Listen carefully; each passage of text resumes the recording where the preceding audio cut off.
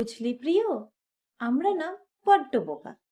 আমরা শুধু তার উপরেই এফোর্টস দিই যারা কিনা আমাদেরকে পাত্তাটুকুও দেয় না, আর ভাবি কাশ যদি সে আমার লাইফে হতো। তোমাদেরকে একটা গল্প বলি। আচ্ছা বলো তো, একটা পেন্সিল আর একটা ইরেজার যদি এক জায়গায় থাকে তাহলে কি হবে? একদিন সেটা শেষ হয়ে যাবে, কারণ পেন্সিল দিয়ে লিখবো, ইরেজার দিয়ে মুছবো। কিন্তু যদি একটা পেন্সিল আর একটা পেন এক জায়গায় থাকে, বা একটা ইরেজার একটা পেন এক জায়গায় থাকে, কি হবে তাহলে? দুটোই কিন্তু আমাদের কাছে সারা জীবন থেকে যায়। কারণ কি, তারা কেউই কাউকে ক্ষয় করবে না।